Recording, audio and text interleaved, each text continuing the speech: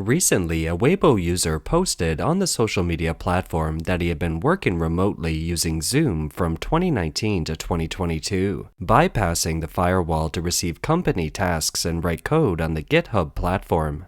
His local public security bureau determined that his behavior was unauthorized creation and use of illegal channels for internet access and imposed a penalty on him. They confiscated the illegal proceeds of RMB 1.05 million or 144,000 US dollars, which was his earnings of about 3 years from 2019 to 2022. As described by netizens, the incident has led to the heaviest fines ever imposed by the CCP in the name of bypassing the wall. It has caused public outcry in China. One individual made a sarcastic analogy to describe the incident. It's like I live in place A and work in place B. I drive to work every day, but my car doesn't pass the annual inspection. One day I get caught, and the penalty is my earnings from work since they are illegal and should be confiscated. Another individual responded, "It's kind of funny, but you have to obey." On September 25, 2023, tons of netizens flocked to the Douyin account of the local police department to mock them. Douyin is the Chinese version of TikTok. They wrote, "What should I do? I use GitHub and I'm afraid I'll be penalized and lose all my salary. I'm an international business. Are you going to confiscate all my income? Oh no, I'm a computer science student. I haven't graduated yet. Wow, that's impressive. You've even taken Mars under your wing." This incident means that Chinese programmers have become a high-risk profession, using Google, GitHub, and Stack Overflow for work, and wandering on the edge of crime. GitHub is the world's largest code development community where computer programmers look for free code packages and answers to programming issues. Currently, nearly 100 million people around the world are using this site, of which India has the most, 9.5 million.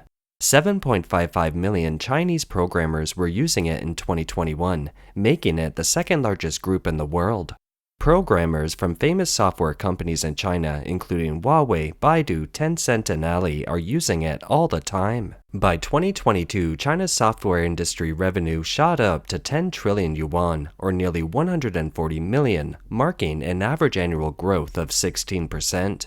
If we include other techies who need to look up information overseas, as well as foreign trade, where a lot of business needs to be done by going over the firewall, the scale of the population bypassing the firewall is even higher. It can be said that if the internet is completely blocked and everyone is forbidden to climb over the wall, it will have a serious impact on China's software, scientific research, and foreign trade industries. A considerable number of netizens believe that local governments have run out of money, so imposing fines is one way to harvest leaks or play the public for suckers. Some viewers may wonder why it's illegal to work remotely through the internet.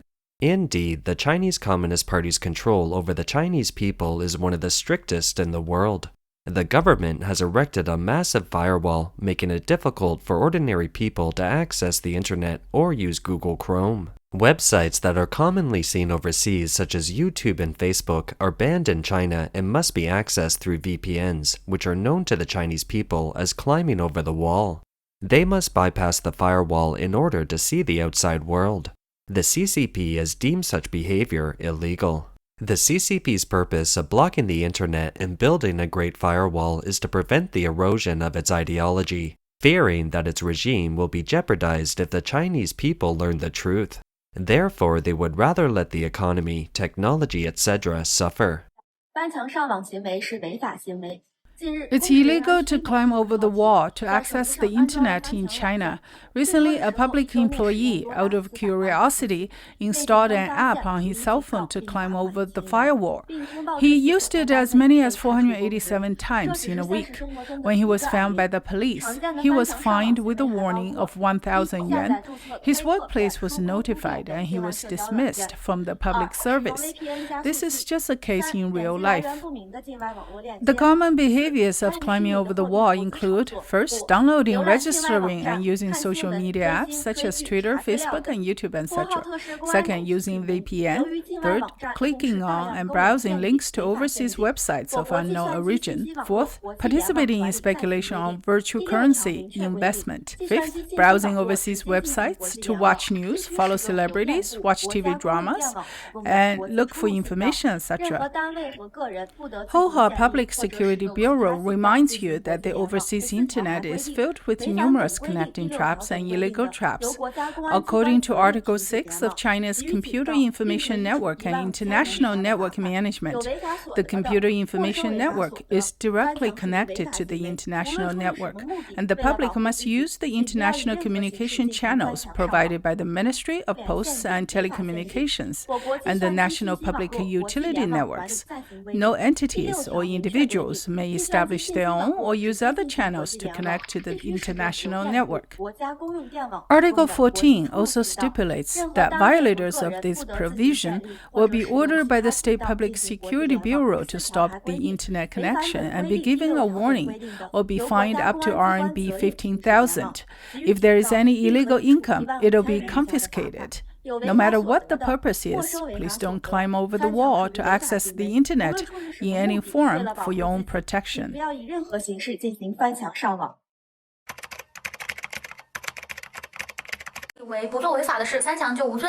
Do you think climbing over the wall isn't a crime if you don't do anything illegal?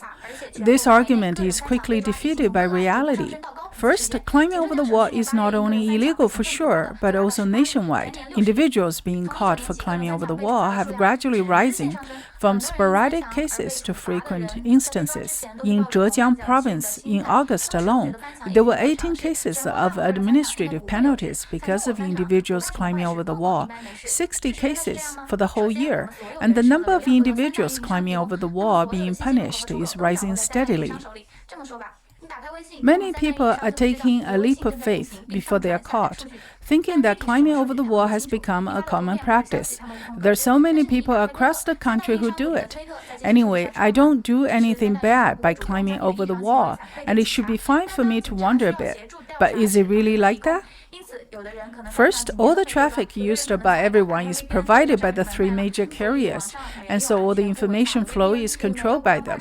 Let me put it this way. If you open WeChat, the three major carriers will know that your WeChat is running and the data is uploading and downloading, but they don't know exactly what the data is. They don't know for sure what pictures you are posting. But once you open Twitter, the three major carriers will know that you are sending data to your Twitter account, only that they won't take the initiative to feed your unusual behavior to the police. But when the police need to investigate the matter and demand cooperation, they will give it to the police. Therefore, some people may go several years without being caught for climbing over the wall, while others may be caught when they just turned on their VPN. So there aren't any so-called safe and non-illegal VPNs available, and there aren't any individuals climbing over the wall who won't be arrested if they don't do anything bad. So who knows how many people will be penalized for climbing over the wall the next time around? Now, because the local governments have run out of money, the central government has begun to condone the various practices by local officials to levy fines. As such, many people who have to bypass the firewall, including professionals at the software industry or enterprises, may receive fines from the government at any time. It can be said that the probability of being fined for climbing over the wall has become much higher today than in the past. Here's an interesting case that happened in mainland China. A little pink browsed foreign websites by bypassing the firewall and inadvertently found that there were many people in Taiwan who supported Taiwan's independence. He called the CCP police to report it, but in the end the case failed, and he himself was fined 3,000 RMB for browsing beyond the firewall. Today, I'm going to do something big. That is, I'm going to report on a Taiwan separatist. He wrote a diary containing content suspected of Taiwan separatism. I've written a complaint letter and I've got the charges and evidence in my hands. If things go smoothly, he won't be able to enter the People's Republic of China anymore. He is likely to be arrested once he enters the country. I think this is very meaningful. 所以这个事情是非常有意义的，我是认为。发现的这就是我在浏览网络上搜一个纷纷。It involves interprovincial arrests. How did you find out about it? I came across it when I was searching for a music video on the internet. I was angry after seeing it, so I wanted to report it. He also intentionally ripped us mainlanders apart, saying that if we reported him, we would be the ones to be arrested. Through what channels did you come across this? Through YouTube. How do you go on YouTube? I used a VPN, allowing me to browse some sites such as music videos. It is illegal to climb over the wall. Do you know that? I know, but I'm doing it for our country. That's why. You have a lot of excuses and arguments.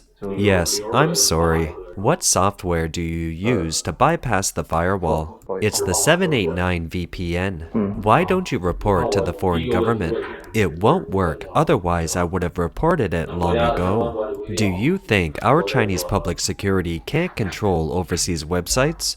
You listen. First, you are over 18 years old. If you are a minor, I can understand, but you just graduated from university. Although you have good intent, it doesn't mean your way of doing this is correct. You see, the first question I ask you is why you climb over the wall. Our country's relevant regulations prohibit climbing over the wall. I think as an adult you should have your own judgment, knowing what is right and what is wrong. You've browsed so many foreign websites. Don't be easily fooled by them. I'll report your situation to the higher-ups. Is it going to have any implications for me? There won't be anything against you. I just got a call from the Public Security Department informing me that I have to pay a fine of 3,000 yuan for allegedly violating the law by climbing over the wall. In mainland China, there are countless cases of people being fined for bypassing the wall, and some people have been sentenced to 3 years in prison for providing internet service for bypassing the firewall. What's the main purpose of these people who go over the wall? To look at some foreign gaming websites and some foreign videos. Do you have any comments on the charges and the facts of the crime? No. The defendant, Ding Chunchen, committed the crime of providing software tools that intruded into the computer information system and was sentenced to 3 years imprisonment, 4 years probation, and a fine of 30,000 yuan. In one case, a Chinese man got reported for going over the wall, and the public security immediately found him and had him make a statement. He was so nervous and worried that he called his lawyer to ask what would happen to him. I used the VPN once at noon on Monday. After that, I received feed from these platforms, and then they arrested me. What do you mean by platform feed? I don't know. That's what the police said. When they found the loopholes on my cell phone, they found 3 main items on my cell phone. That is, YouTube, Facebook, and Twitter, and 2 VPNs. They found all of them, and then they selected 5 irregularities and called me that afternoon to make a statement at the Public Security Bureau. After making the statement, I came out and felt scared. The public security said the cell phone had been hacked, so I formatted the cell phone right away. But the police called me back and took the phone away before I could walk a kilometer away. So I went back. They took the phone away. What should I do now? My statement said I used a Steam software, a VPN. In my cell phone, they found YouTube, Facebook, and Twitter. They were bundled downloads. What did you do? I did nothing. Is this your first time climbing over the wall? It's my first time. I don't believe it was your first time. Tell the truth, how many times did you actually do it? The statement said it was the first time, but in fact it was within 10 times. What did you do when you went online? I watched a YouTube channel. I never went on Facebook because I don't know how to use it, but I left it there without deleting it. I used Twitter to see news about Musk and NASA. What YouTube channel? What about? It's a channel that tells mythical stories. The same day a junior high school student was arrested, he used a VPN and got reported too. The police had his parents at the police station as well. Have you ever watched something bloody and violent? No, I get that part, okay? I really don't watch much of anything. I just read Musk's tweets on Twitter, mainly to see the satellite link, and I've been interested in NASA too. I'll ask again, those sensitive topics, you know, have you watched those things? I haven't. The public security confiscated my cell phone immediately. Has the public security charged you with any specific names? Are there specific documents issued by the police? I just made a statement. I also asked the leader what consequences this would have. He replied, I might be given an admonishment or something like that for the first time, but there are also some police who say that browsing foreign websites is serious business. Maybe it's more strict in your part of town. I think the problem isn't too bad. It should be the end of it if you have answered everything I asked you truthfully. No need to worry if you didn't do these things I mentioned, but don't expect to get your confiscated cell phone back. The CCP set up a firewall to prevent ordinary Chinese people from accessing the internet, yet high-ranking privileged officials use it extensively. Just as only members of the Communist Party were allowed to read the inside news in the old days, the use of Twitter and Facebook has also become a privilege in the modern age. For example, many Chinese diplomats overseas have Twitter accounts, and the Foreign Ministry spokesman's office has its own dedicated Twitter account. Spokesman Zhao Lijian used to tweet frequently and is said to have more than 300,000 followers. Another spokeswoman, Hua Chuanying, also tweets regularly, bypassing the wall. Once she tweeted, I wonder if they have investigated how many foreign media and diplomats are using WeChat and Weibo. Why are foreigners allowed to use Chinese social media platforms while Chinese aren't allowed to use Twitter and Facebook? This is just an additional channel for sharing information and communicating with foreigners. It's probably a slip of the tongue by Hua. It triggered a lot of discussion overseas. Some were surprised, some chuckled, and some mocked her for raising a question on behalf of the general public who dare not ask. Why can't ordinary Chinese people go over the firewall, but officials can?